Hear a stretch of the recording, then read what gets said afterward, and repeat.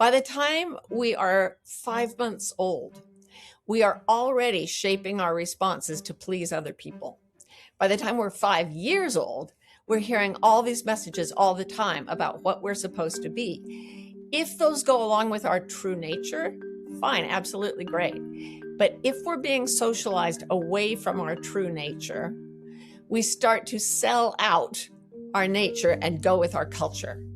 And we internalize things like there is no other way for you to survive than by getting your military pension. And we believe it as if it's real. It's not. And if you are in psychological suffering of any kind, including coming from your soul murdering job, it's because you are innocently lying to yourself to please the people who socialized you.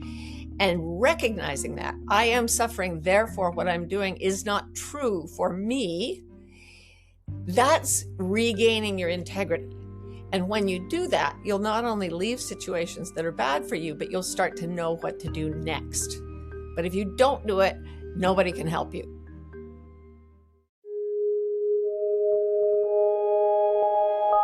You're listening to Inner Pioneers, a podcast for curious minds who want to understand how to navigate change, crises, or simply the call for something new. Join us as we dive into real stories of transformation and learn from leading voices in psychology, science, and human development how to move through inner shifts and seasons of change. I'm Christopher Gabakis, and now let's begin pioneering. Today, it's my great pleasure to have with us Dr. Martha Beck. Martha, you are a renowned author, Harvard-trained sociologist with multiple degrees from Harvard. You're a life coach and podcaster, you told me before, as well as podcast guest, of course, obviously. And an expert in a way in transition moments, in helping people navigate through shifts, inner shifts. So the perfect guest for our podcast. So welcome today, Martha. Thank you so much for having me. And so my first question would be, we always like to start with something personal. So what is shifting for you currently in your life? Oh, it's really interesting. I moved to a new location about 9 months ago, which is always an interesting event. But also I've been dealing with the fact that the pace of change is accelerating so dramatically in my life, but also the lives of my clients. It used to be that everybody could take a deep breath between major life transitions. And now it just seems to be, as my partner Ro puts it, she said, it used to be that change occurred, time seemed to go on pretty slowly. And now it's just Christmas, Christmas, Christmas. Like time is speeding up so much that it feels like a year is a week long instead. So that's been really interesting to help people. How do you go forward with intention, purpose, groundedness in a time when change is so fast? Yeah. And do we need to slow down to also change time ourselves in order to be able to deal with this? Or do we need to speed up to match the pace of change? What would you say? Absolutely do not try to speed up. That is the worst thing you can do. I used to talk to a crisis management specialist, and he told me, in a crisis, the first thing you must do is slow down. It's so counterintuitive, but that's the way our brains work best. I once read about a violinist who was practicing these runs on the violin that were too fast for her nervous system. And her teacher said, you cannot speed up to match that pace in the music. So you have to stretch time. And she said, oh, all right. And she stretched time and she could play within the time she'd stretched. And it came out as if she were a recording that could be sped up. And I was fascinated by that because, I mean, she was a real person. And I started to think, how do we stretch time? And I actually think it's by stepping backward, figuratively stepping backward. And then I know this sounds ridiculously simple, but you do it with your breath. When something's really, really pushing you and you want to speed up, whether it's business or whether it's something you're doing that is very immediate and small, stop for a second, take a deep breath, and slow down your perception of what's happening. And you breathe more slowly when you do this. And it's the breath, I swear, it's the breath that changes the brain, that changes our perception of time. So that's, I mean, it's a very odd skill to be teaching to entrepreneurs, but I love teaching it. Yeah. Yes, extending the exhalation. I think so. Of course, I read your books, some of them at least. I mean, not all of them. There are too many. The North Star, Back in the Old Days. There are too many. There really are. I've got to stop. Yeah, I didn't read Integrity. It's still on my reading list, but I did read the largest part of this latest book, Beyond Anxiety. It's one of the skills you introduce to calm down our nervous systems, right? To get away from anxiety or the anxiety spiral, as you call it, with the breath. And are there which other ways are there for us to calm ourselves when we're anxious about the pace of change or about what's happening in the world? Right. I mean, a lot is happening. So we can maybe then, I mean, we get later to it, hopefully get to the creativity spiral. Right. So modern culture really sees time as being linear and very unidirectional, right? It only goes one way. If you stop and step back and breathe, then you can see time as more of a spiral. And I talk about this a lot. We could talk about it in a minute, how transformation always goes in a spiral, not in a straight line. So if you go to your breathing, you slow it down, get your nervous system a little bit calmed down. And then the first thing you do is you stop believing that you have to charge forward. And then you notice your own anxiety as if it were a frightened animal. And this is where people make a lot of mistakes because we are taught to think of the brain as a machine. And if we're anxious, the machine is broken. So what do? You put medicine into it. You do interventions to fix it. You try to end your anxiety. You stop it completely. But if you walked up to an animal and said, I'm going to end you, I'm going to stop you completely, I'm here to stop you, that animal would not get less anxious. It would get more anxious. Yeah. So when you've stepped back and got your breathing calm, it affects your entire nervous system. This, again, sounds silly.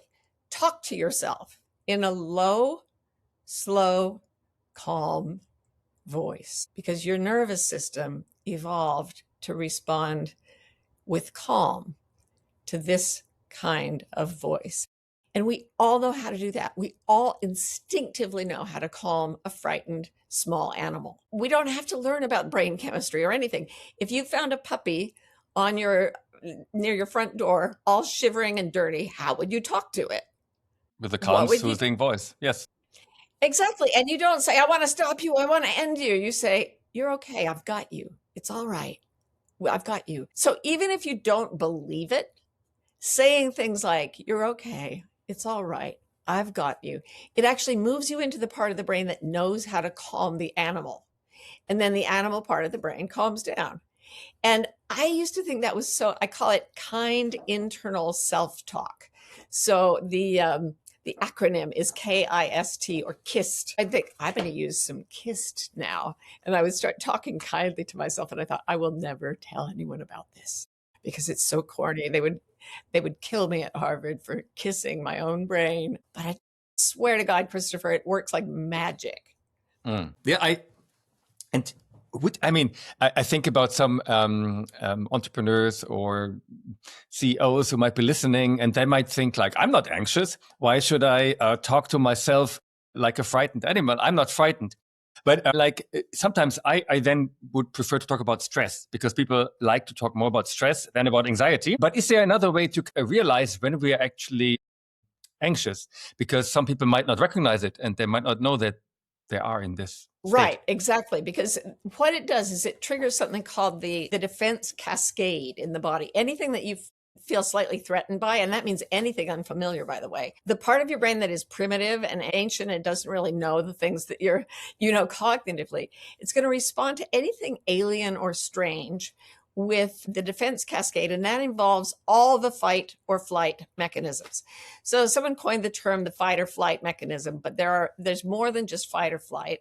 There's also, let me just say, a lot of your entrepreneurial listeners might be going to fight instead of flight. So they see something unfamiliar, they're experiencing a radical change, and they get irritable, angry, furious at it. And They think that's going to make it. Everybody who goes into an anxiety response thinks it's going to make things better. If I stay tense and focused on worry, that'll make sure I don't do anything wrong. If I'm aggressive and go in there and win, it will make sure I don't do anything wrong. Actually, it makes you much more likely to make mistakes. Anyway, the other responses are faint, where you just don't want to, you just go rigid and frozen. Another one is flop, where you just feel completely out of energy and don't want to do anything. And then finally, there's fawn, Fawn, which means that you get very ingratiating and you try to please people and you flatter people, you lie. And you might find yourself doing this with another person who frightens you, becoming very hyper pleasing. And you might even say to yourself, what is wrong with me? I don't even believe what I'm saying here. I'm just flattering this person. That's a flight response. That's to keep you safe with other social predators. Dogs do it, right? They're ingratiating to bigger dogs. So all of those things, fight, flight, freeze, flop, fawn. If you're doing any of those, it can really help to take a step back, breathe quietly. And I know it sounds stupid. Talk to yourself in a slow, calm voice. Try it. Hear me now, believe me later. Yeah, I know this from somatic experiencing. Peter Levine with trauma patients, Yes. he talks about woo-wooing, this woo sound, the vibration that calms people's nervous system down in like therapy settings, of course, which sounds a bit similar. Yes, and Peter Levine also talked a lot about the shaking response. And that is something that can actually calm your nervous system and regulate it too. You wouldn't think this was true, but if you allow yourself to shake when you're anxious, it actually moves the adrenaline and the cortisol through your body. So one of Peter Levine's students was living in Lebanon when it was being bombed. And he was at the site of several really dangerous situations. And what he found was that sometimes he shook violently after, say, a bomb dropped close by. And sometimes he didn't. Sometimes he got control of himself and was like in there helping people. But after the times he didn't shake, he would have nightmares. He had PTSD, post-traumatic stress disorder. Yeah. So he makes his name is David Rosselli, and I did a few sessions with him. One of the things he does to help people cope with change, cope with alienation, to cope with bad things happening or good things happening too fast, is allow the natural shaking response that all animals feel. The whole thing about anxiety, Christopher, is that we try to pretend we're machines because our culture treats us like machines. Once you accept that you're an animal, it's not so weird to let yourself shake or to let yourself like lie down and be limp for a while, or to be kind to yourself in the way you'd be kind to a beast. You know, it's a simple shift and it makes all the difference in the world. And how would you say, how can we tell if the activation that comes with fear is good or productive, and when it's unproductive, holding us back? How do we know? I mean, you could even say sometimes in some conditions, the fight mechanism, might be productive, no? Absolutely. How can we tell one all from the of other? This, yeah. So yeah, good point. All of these are useful in certain situations, and you should have full access to them. There's a fear response that is absolutely crucial to your survival. But the whole difference between fear, which is healthy, and anxiety, which is not, is that in most creatures, the fight-flight mechanism shuts down when the danger is past. So I wrote about watching a wildebeest walk up to a pride of lions in Kenya, because wildebeest are not smart. They would lose a battle of wits with a walnut, right? So this wildebeest walks up and he starts going gonk, gonk. And the lions looked at him like, are you going to make us kill you? Like, what is happening? They had just eaten. They were very full. One lion gets up and he says, I'll do it. And he goes over, he starts moving toward the wildebeest. And the wildebeest is like, gonk, gonk, woo. And then the lion goes down and they get really low and then they start to charge. And the wildebeest went gonk, gonk, gonk, and just sped up to like 60 miles an hour for about 300 meters. And then the lion gave up. He was just like, oh, this is too much trouble. Immediately in that moment, boom, the wildebeest stopped running, went and started eating grass. The lion was right there. He just realized the lion wasn't coming for him. So the fear response went away. That's what's healthy. What we do is we take a fear response about a situation that may not even be dangerous, and then we replay it. And we say, oh my God, there are lions everywhere. I can never let down my guard. Oh, what am I going to do to protect myself against the lions the next time they come? And we get into a thought spin, which is very, very unhealthy. It keeps triggering the fear response, right? So how do you know when it's healthy versus not? Here's the thing. If you're afraid and you're having, like, you feel all jazzed up and trembly, and or you feel like running, or you feel like fighting, just ask yourself, is this causing me to be more creative? Is it opening me up, or is it shutting me down? Does it have the effect of narrowing my attention or of broadening my attention? Because being present with what's true and real broadens you. So that's really the difference for me, is the difference between shutting down and opening up. Yeah, I like that. Makes sense. And also I like this realization that because of cultural conditioning, I guess most often we have lost access to the natural responses of our organism to deal with stress or with dangerous situations. So we push it up into the mind and then try to resolve it there. Yes. And then we caught up there and we can't get out of it, right? And you already mentioned it, the creature part in us, the animal part of us, but that we have abandoned or unlearned, forgot how to let it be. Shake out, for example, the stress and then move on. And so we get into those loops. And can you tell a bit, talk about more about this? How do we get from that anxiety spiral, the creature part maybe, to the creative part, which is the next step, right? Also in your book. Okay, so a lot of times people say to me, like, I really, I couldn't be effective if I weren't anxious. I wouldn't try to help anyone. If I'm not anxious, what would move me? What would I be doing? And what I say to those people is, if you, God forbid, fell out of a 4th-story window and you survived, but you broke like 12 bones and you smashed some organs and they took you to the hospital, would you want to be treated by doctors who were in a panic? Or would you want to be treated by doctors who are kind of interested in what was going on inside your body and were like, they're there because they're fascinated by helping people heal? Which group of doctors would you rather have dealing with you? So, and what you see is that anxiety is not nearly as productive as functions that cause us to lean forward into things because of fascination. So anxiety makes us run away from the danger or try to keep the danger away, keep it away, keep it away. It's about separation and avoidance. The opposite side of the spectrum is about being moved towards something by anything from fascination to all out falling in love. And that is handled on the other side of the brain. So everything we've been talking about with anxiety happens in the left hemisphere of the brain. The only way we keep the anxiety running is by thinking in language, which is something almost completely dominated by the left hemisphere. And yes, I know they're always both working together, but if you have a left hemisphere stroke and you lose all language, you don't have any more anxiety. I heard this from multiple people who'd had left hemisphere strokes. Anyway, if you go over to the right hemisphere, the mirror mechanism of anxiety is something I call the creativity spiral. And what that does, so anxiety starts with shock and avoidance. Oh my gosh, there's something new. I have to change. And then goes into the defense cascade. On the right hemisphere, what happens when you see something new is, oh, that's new. Whoa, I got to see what that is, man. I got to look at this. And you can feel it. Most of us have had the experience of driving past an accident and slowing down to try to see what happened. Have you had that? Yeah. And I always were like, I shouldn't be staring. Like, why am I staring at these poor people?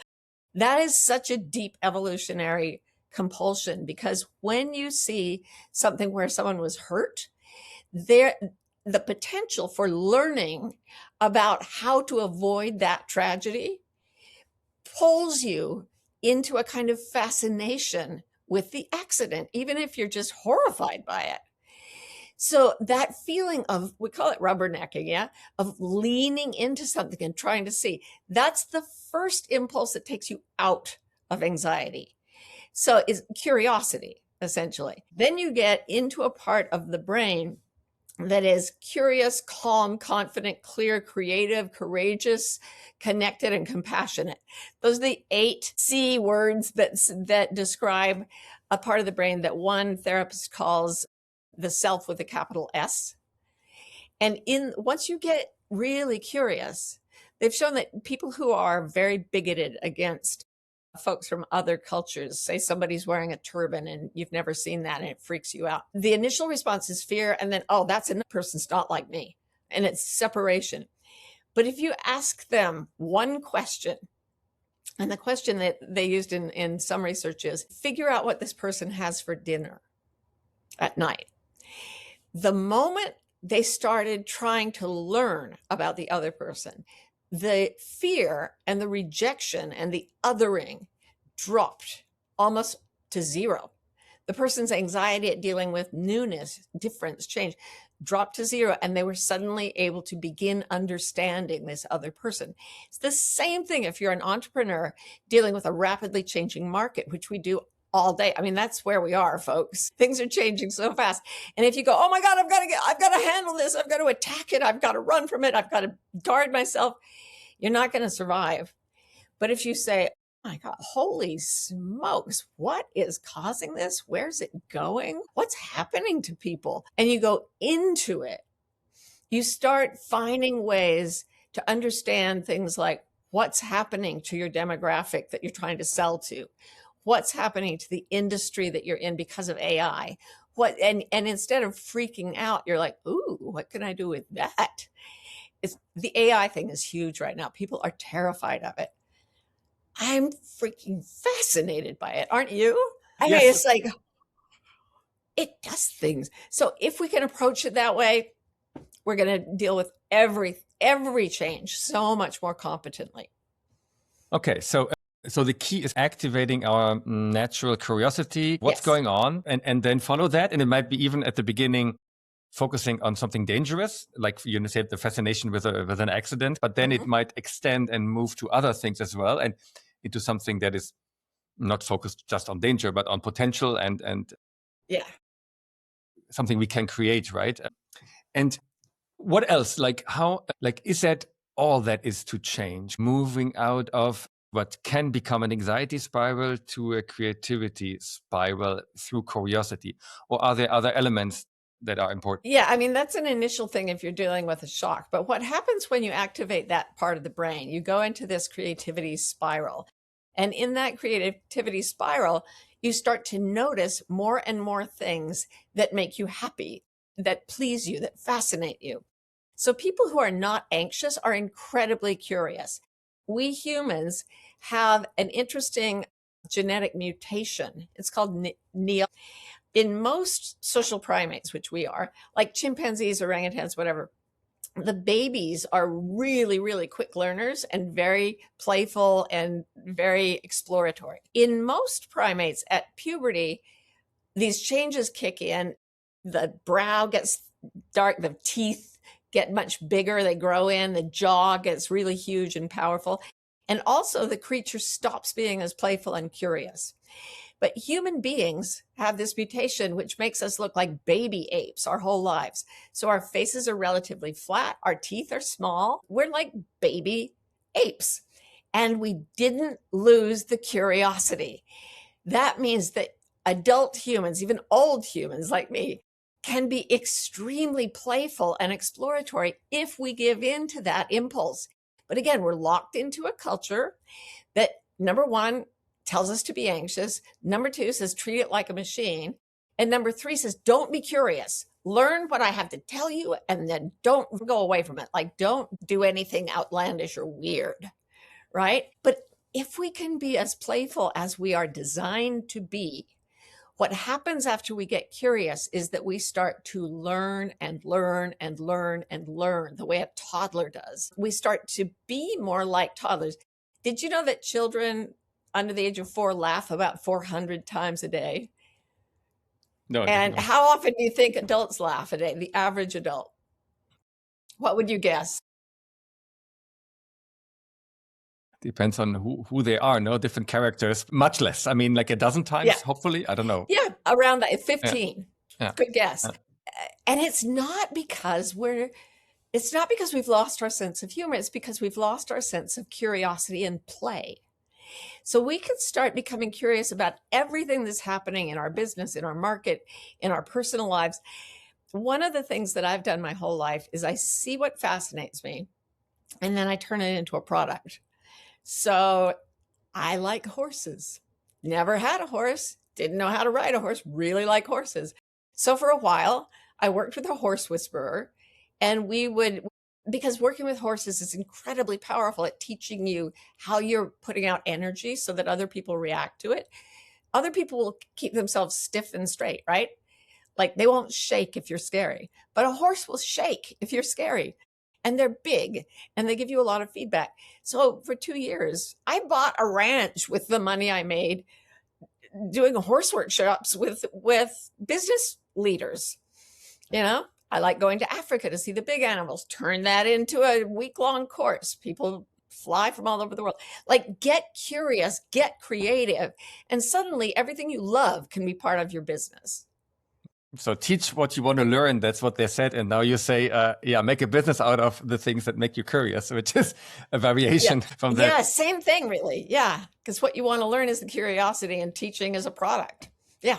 So I think, I feel that it's really important to connect to that child energy for each of us in our culture, right? To rediscover that place of joy, natural curiosity, and so on. And I think we have also to the programs that people come, that we organize, it's often people are lost and feel stuck. What they often report is, when I connected to what I used to love, what I used to do. Like one medical doctor, he said, I loved music so much as a teenager, and I played music, but then I stopped. I don't even know why. The studies and then the work and so on, and he got lost the joy for everything because he lost the joy to those things that he really cared about. And I think it's crucial to connect to this young part of the monkey, the baby monkey you said, that knows how to just follow its curiosity and laugh and so on. You're so right. And it's such a razor's edge, Christopher, because here's the thing. They've shown in studies that even a slight amount of sort of social pressure to produce something will kill the creativity and put you back in anxiety. So they would do things where they'd give somebody a creative task, like, here are 3 objects, make a candle holder out of them or whatever. And they would start working like little kids, and they would be curious and figure things out. Then they'd say to people, okay, here's another creativity thing. And if you do this one right, I'll give you $5, which is not that much money. You can't even buy a cup of coffee with $5 in America. Not a good one. But they would say, okay, $5. Their creativity just went to zero. And suddenly they were anxious, not because someone had a gun to their heads, not because someone was yelling at them, because someone was paying them. That is interpreted by our nervous systems as terror, to charge for something. So what we have to do is find that place where we're doing it for play, and we can market and exchange it for something of value without freaking out. And that's quite a trick, but we can do it. I mean, many people would probably say, yes, but I need to make a living, right? I have a mortgage. I have to support my family. I can't just quit my job and do whatever I love. How would you respond to those people? Well, I always say, stay in your horrible soul murdering job as long as you can. Just stay there. Because if you don't have any other way of thinking, you have no other ideas about how to make a living, that's going to be catastrophic. I remember teaching a group once. There were about 100 people. And this woman got up and she said, I'm in the military and I hate it. It's horrible. I've hated it for 20 years, but I've only got 5 more years to go. And then I get my pension, so I can't leave. But I swear, every time I go to work, I get violently ill. But there's no other way for me to make a living. And I said, really? No other way? And she was like, nope, I got to stay in there for my pension. And I said, can anyone in here think of a way that this lovely person could make a living aside from being in the military? Not a single hand. I'm like, she has to be in the military? Yes, she has to. They all accepted it without. And then I said, how many of you are making money? Everybody raised a hand. And I said, how many of you are in the military? Nobody. And I was like, now can you think of a way she might live without being in the Army? Nope, can't think of anything. Oh my God, it's insane. So if you have been so conditioned that you literally cannot think of anything like, I don't know, getting a horse and doing a seminar with it or something, like there's got to be something you can enjoy, something that makes you laugh more like a toddler, something that makes you curious. If you go into that and you find something of deep value to your experience, that something will also add value to other people's experience. There is a way you can turn it into an exchange for money or other things of value. You can do this. I came back from Africa once. I'd been doing this seminar. There was a woman, I went to the grocery store, I resupply. I did this big shop and she said, wow, that's a lot of groceries. And I said, yeah, I just got back from a month in Africa running seminars to help people change their lives, with out on safari. And she said, oh my God, how did you get that job? And I was like, it's not a job. I just made it up. Your creative capacity is infinite. And you've let them shut it down to, I have to do this for 5 more years. What? You have a human brain. It's the most powerful thing in the world. Use it. So would you say, is this anxiety or is it something else? Because so there is like a social layer to it, maybe. Most people around us might not do it. And so we also think we cannot do it or so. I don't know. What would you say, to people who feel like they feel stuck in what they're doing, maybe? They look for what's next, but they wouldn't say, I'm afraid of trying out something new. It's just like that they don't know what. Yeah, so this is why they should read The Way of Integrity. The Way of Integrity was the book I wrote right before Beyond Anxiety. And I thought it was the last book I would ever write because it was everything I know.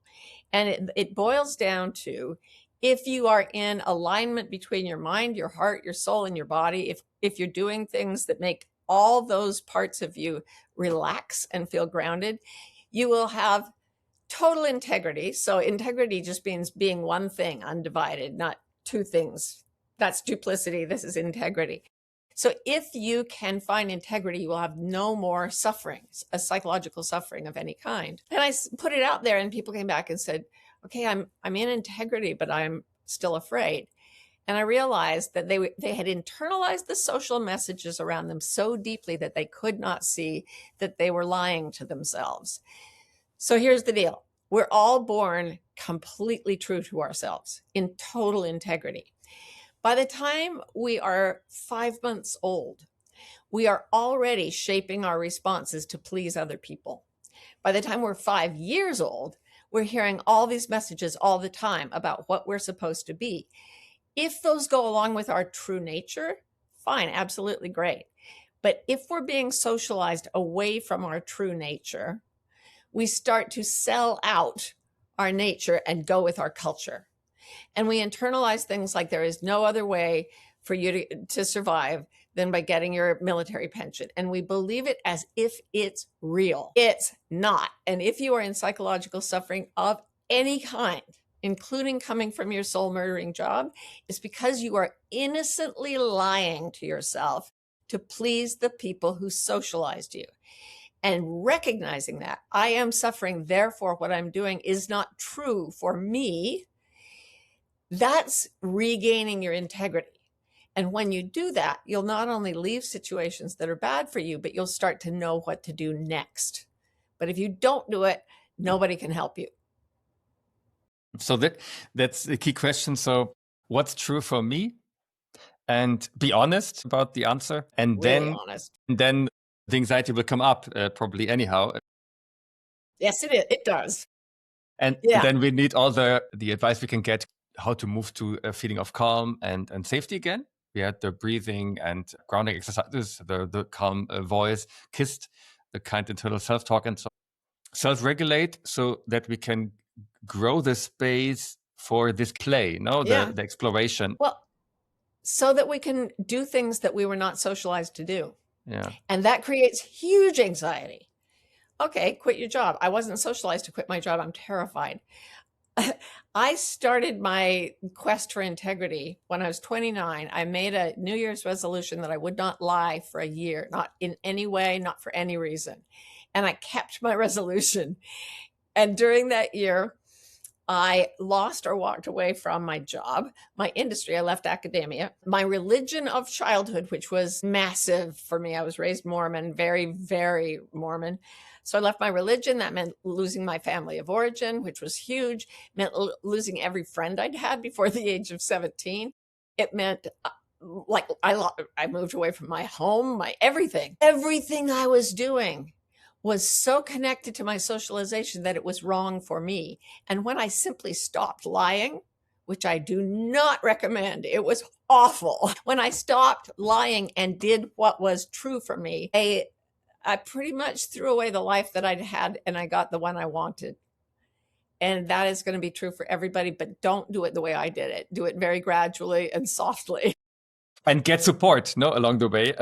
I think one of the elements that you also mentioned is the importance of finding a community or like-minded others, right? So probably you had to move away from your community of origin in a way to find new like-minded people to develop that and cultivate that new life that you were building, right? And at the end of the book, you mentioned constellating an ecosystem. And can you talk a bit more about this community aspect of managing or navigating change? And so I love the idea that, and you talk about this, you said a lot in the podcast, that your job, your environment should be treated like an ecosystem. Again, the machine thing comes up. We're taught to work like machines and we're taught to work in machines. Even a corporation is sort of pictured as that assembly. It comes from that assembly line image of people sitting and doing a specific task over and over, and then you put them all together and they make a big machine of productivity. Henry Ford created that when he did the first assembly lines for Model T Fords, and he's famous for that. Also, everybody hated him. His factories were so awful that the turnover rate was 90% per month. He had to hire 55,000 workers a year to fill 14,000 spots because being treated like a machine is horrible. So treat yourself like an animal and treat your business like a garden, like a forest, like something that grows naturally. So an ecosystem in nature, every place there is space and energy and water, there is life. There's an ecosystem that grows. Even at the bottom of the ocean on the heat vents, because the heat vents provide energy and it's underwater, you get creatures living at unbelievable depths in pitch darkness, and they're happy there. So an ecosystem, I think I said in the book, correct me if I'm wrong, I think I said the equivalent of a space for an ecosystem to grow is your time, the time that you have left in this life. That's the equivalent of the space where an ecosystem will come into being. The water is your creativity. The energy is your passion. So if you have passion and creativity and time, and you put them all together, just sitting in a room, if you activate your creativity and your energy, you are going to start making something. Everybody in a state of relaxation makes something. When you start to make something and you really allow yourself to be in a child's state of exploration, but with an adult brain, with everything you've ever learned in your life, what you make will be fabulous. Doing it either, and that's all I've ever done. I either sell the things I make or I sell training in how to make it. People are interested in both. And once I had to speak to a group of life coaches and they asked me, what's your marketing strategy? And I truthfully told them, concealment and evasion. I run away from people. I'm very shy. I just want to throw a book at them and run. But they keep following me and throwing money at me so I can teach them something. It's weird. But then when I do teach them to follow that, people start offering them money too. It's like magic. I like the ecosystem also because you create a space for something to grow, and no, you can't make the plant grow. You have to collaborate with reality as it is, and this process that it's not just you have to do everything. right? It's you alone in the world have to do the things and Yes. stuff. But it's more like, okay, how can I participate in this creation and maybe Yeah. carve out my little space, my little garden, and then Yeah. put a little water and trim here and there and so on, and it can grow and blossom. It feels very right hemispheric when you say like so. It is. Like it's such a joyful exercise, right? And so different It from, I mean, is. how most organizations operate or how most jobs Yeah. are structured in. Yeah. Like I tried in academia, I tried to like keep that artificial system running, keep turning out journal articles that nobody would ever read that were boring to me as well. It just, nothing happened by itself. It was a dead, desiccated thing. It's so funny that you say this. I just moved to upstate New York, we had a terribly cold winter. But in the middle, my family and I decided we wanted to grow some tomato plants. So we took these tomatoes, we ate the tomatoes, we put the little seeds in the little starter things. And sure enough, in a couple of weeks, these little plants came up. This was around Christmas time. At this point, there was an entire room in my house absolutely full of these gigantic tomato plants. They're just like, how are they doing this? They just keep getting bigger. We hang lights over them to give them light. And like in a day or two, they've grown above their lights. It's frankly a little alarming, but you're never supposed to grow tomatoes at that time. But we're like, who knew this would happen? Anyone who's ever grown a plant knew this would happen. That's how I feel about business. You put a seed in, no matter how tiny it is, and you water it with your creativity and your energy, it just goes bonkers. And you're exactly right. You don't have to feel like you're dying of overwork and that your soul is rotting away. It's just like, oh, this is how nature designed me to be. Yeah. So this is like, I mean, I love this idea of the ecosystem thinking, let's say, or cultivating ecosystems and working with nature also. In a way, you mentioned also in your book, and it reminded me of somewhere else where I'd heard it, this idea of through me. And I wanted to ask you about that because, Yeah. again, like this idea, I mean, I can be in the victim mode, life happens to me. I can be, I'm the creator of everything, like by me mode, which is functional and productive. I mean, nothing against it. To an extent. Or I can move into this through me mode or even as me. And maybe that's the final part of your book where you talk about the creation and also awakening And can you talk a bit more about that? It feels like it's the final stage, the most fulfilled stage of living in the creative life, let's say. Yeah. Yeah. So on the left hemisphere of the brain, that anxiety spiral, it goes tinier and tinier. Your life gets tinier and tinier. People who really give into their anxiety sometimes end up, unable to leave their homes. And this is not their fault. I'm not saying they're bad, but that's what anxiety does if you let it just have its way. On the other side of the brain, there's also a spiral, but it opens up as it goes forward. So at first it goes into the arts, it goes into connection with people in a community, it goes into love and compassion.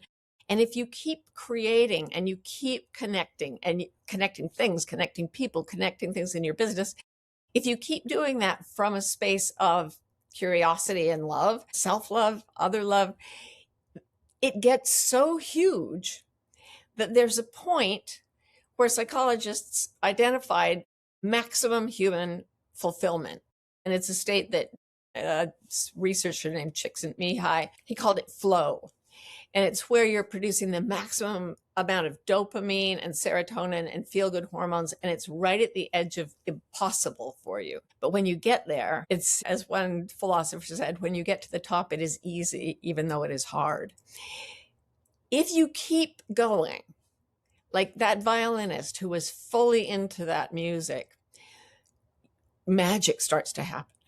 You can stretch time. You can expand the way you see until your creativity absolutely dazzles people. And as you move forward, it starts to feel like it's not really you doing anything. There is a sense that there's a broader intelligence that is vast, much bigger than who you are as an individual. And you start to lose the sense of separation from that vastness, and it starts moving you. So in China, the Taoists were 5,000 years ago, they started talking about this, that the Tao, this benevolent flow of force, of energy, not force, but of this powerful benevolent energy.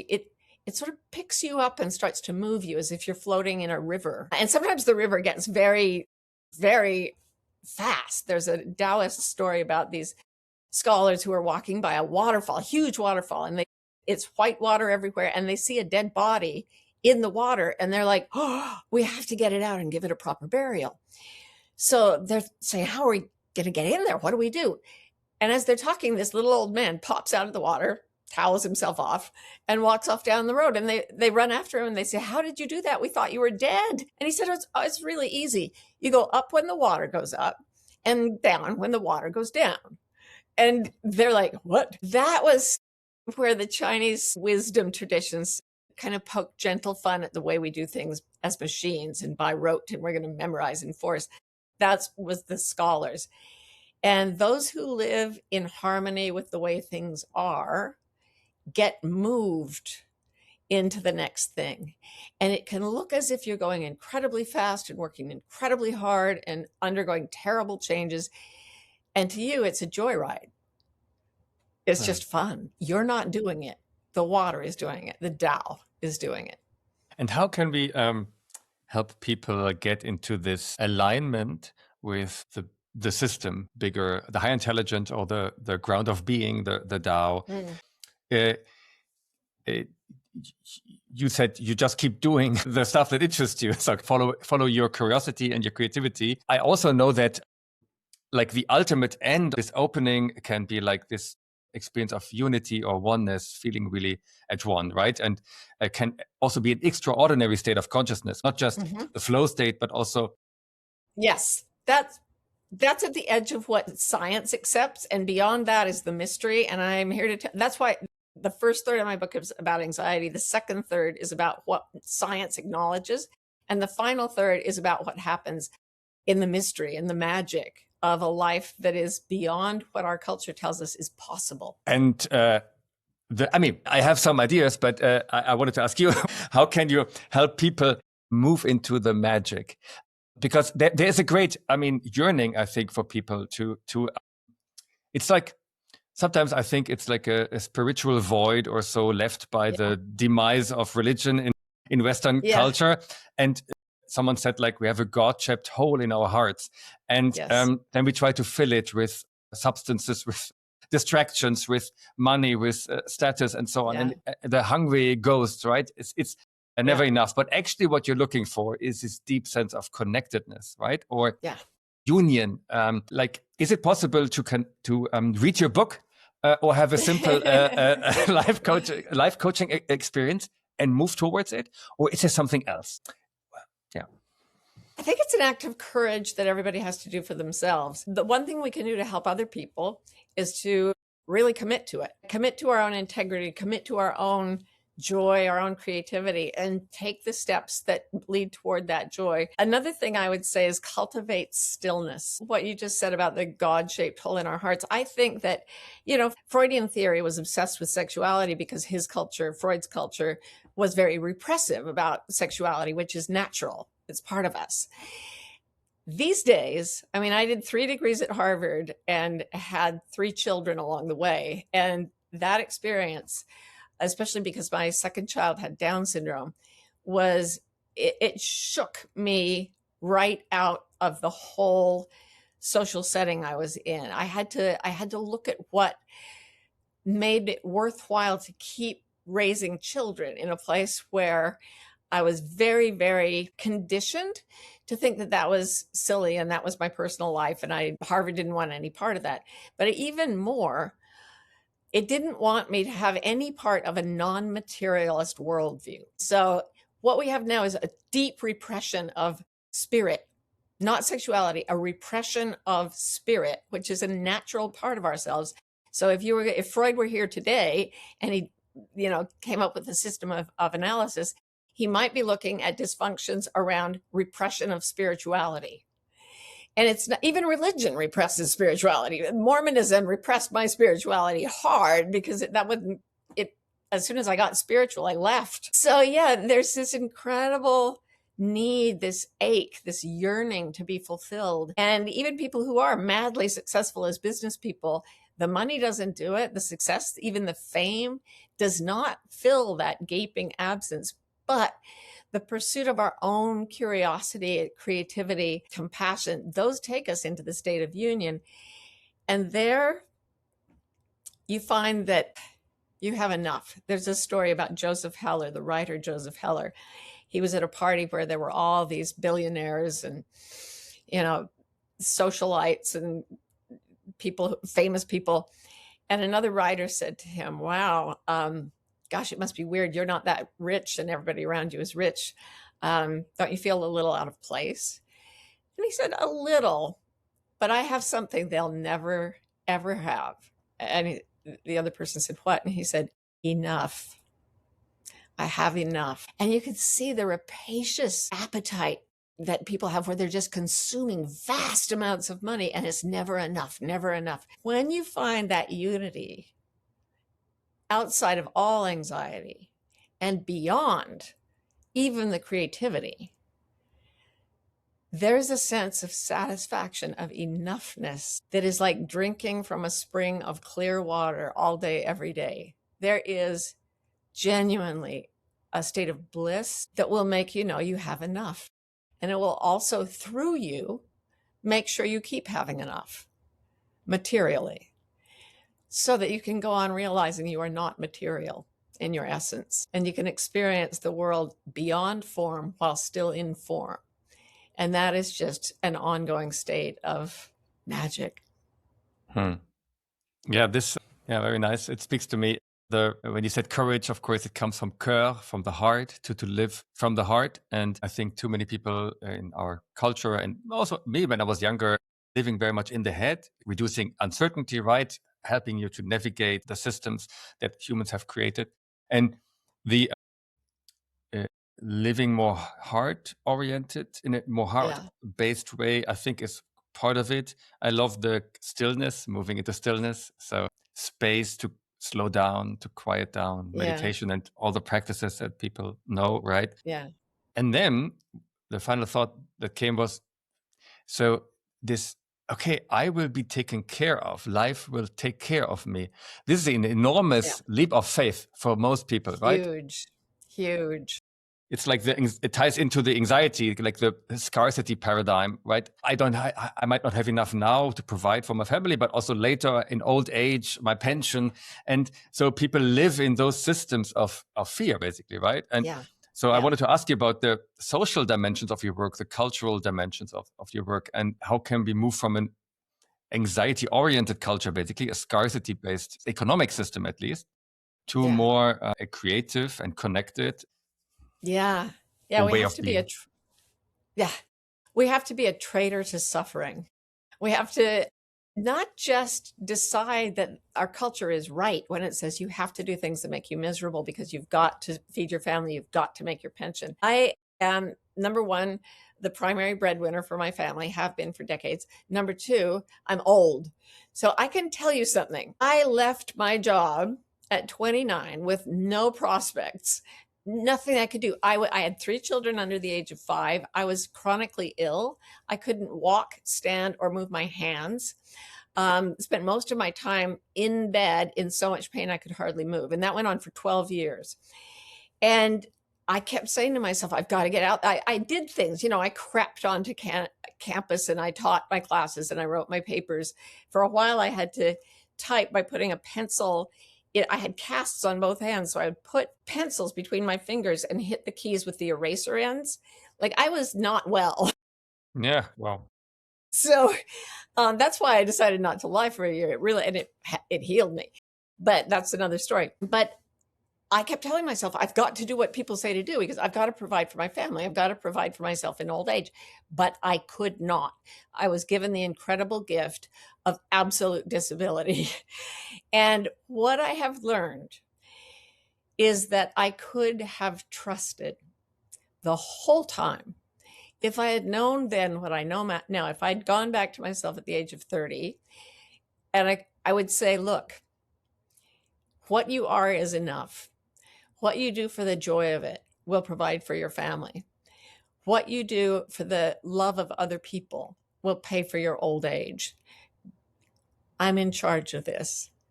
And I don't know what I am, the universe, whatever you want to call it, my higher self, but I've got you. We're fine.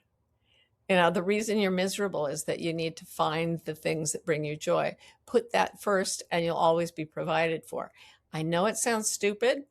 I know it sounds impossible. That has been my experience for the last 33 years of my life, even when I was completely disabled. So again, I went from faith, which is a kind of gripping sensation in my mind, believing in what you don't see, to trust, which just has a different connotation for me. So instead of keeping the faith, I would say cultivate trust in the benevolence of the universe. It wants to treat you as well as you would treat yourself if you were given if you were absolutely mentally healthy. So experiment, trust, see if it works. I promise you it will. And would you say then, if we follow our joy and we trust that we create different lives for ourselves, and that this way we change the world? Yes. The world, I mean, through the ripples we have directly in all the interactions we have, but maybe also on an energetic level. What do I know? Yeah. Is this the way to change, and then to reach maybe a tipping point of people who are not anxious, and then it has really a phase shift in society? Or how would you think about? I like that you call it the phase shift. I swear I was born knowing that I was here to help with some kind of a transformation in humankind, and I would live to see it. And I grew up knowing this. I couldn't say it to anybody. They were all Mormon, and I was a girl. Girls don't know anything in Mormonism. They have babies, but breed well in captivity, I used to say. I knew that I was here to help with something, and I would see people sometimes, and I think, oh, you're one of us. You're one of them. And I didn't know what I was talking about. And it wasn't until I was in graduate school that I started to notice that some people, very rarely, they said things that sounded familiar. And I'd think, wait a second, By the time I'd been coaching for about 10 or 15 years, I realized all the clients coming to me were people who already knew it. When you talk, we've never met before, but when you talk, I'm like, oh, he's part of it. And again, there's no testable, I can't do any research on this. It's just that a strangely prevalent group of people that I've met in my life all have the same idea that we're here to be part of a phase shift for humanity in general, and that it's happening now. It's happening now. I spent so many years going, when do we start? When do we start? We've started, and this podcast is part of it. So if that resonates in you, let that be the thing you trust. And trust also this, that if you follow your joy, if you follow it all the way, no taking 2 steps and then running back to the culture. Okay, I've imagined something better. Now I'm going to run back to my job. Doesn't work that way. Go all in. Trust what you trust in yourself. It was Goethe who said, when you trust yourself, you will know how to live. And for all of us today, when we trust ourselves, we will know how the planet gets to keep us alive for the indefinite future. We'll turn it around from its destructive course, and we'll save our own lives in the process. Win-win. That sounds wonderful. Sometimes it feels a bit like we're regressing also. I don't know if it's a normal, like a pendulation movement of the world. I think it's more. Do you know what an extinction burst is? Okay, an extinction burst. If you have a pigeon that's been trained that if it pecks a lever, it pecks a button, yeah? And at unpredictable intervals, a bit of food plops out. So this is one of the most reinforcing strategies you can have. Intermittent, unpredictable reinforcement. The pigeon will just peck away like crazy. If you stop giving it pellets, it goes absolutely insane. It just pecks and pecks and pecks and pecks and pecks. They call this an extinction burst. And then it will go, whatever, and give up. If you feed your dog from the table, it will come and beg and beg. And if you stop, it will beg harder. I know, I've done this with several dogs. So it gets, and then you say, no more table scraps, and you don't do it. The dog goes bananas, pushing and pushing, and then he goes, oh, whatever, and gives up. Right now, what I believe, what I hope we're seeing, certainly in the government of the United States and other places around the world, and in the economic sphere, is an extinction burst of the old mechanical, soul-destroying socioeconomic system. It is dying. And so it's frantic, and it's screaming, and it's terrifying, and it's dying. And the shift is what comes next. On that note, what else to add? I mean, towards, let's hope that this shift towards more soulful, creative, joyful, meaningful living happens for more and more people and more quickly. I can't wait. And glad that you're part of that journey. I love your work, your books, and I hope our listeners will too. If they want to learn more about you and your work, where would you point them? MarthaBeck.com. MarthaBeck.com. Yeah. And we mentioned already the books. I mean, Beyond Anxiety, we talked a lot about your latest work, but there are many other books as well. And I can, from my whole heart, recommend them. I will also to many of my friends. I thought about them when reading that. And yeah, I would love to have a follow-up conversation one day and we go deeper on those topics. There's so much we didn't explore now. It. But I want to contain it, this interview also. So thank you very much, Martha. Thank you. It's been lovely. Thank you. And have a good afternoon and evening. Bye-bye.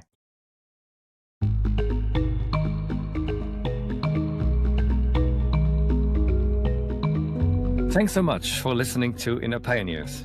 If you found this conversation meaningful, don't forget to subscribe and share it with someone you care about. Want to go deeper? Visit evolute-institute.com. Until then, keep pioneering, one step at a time.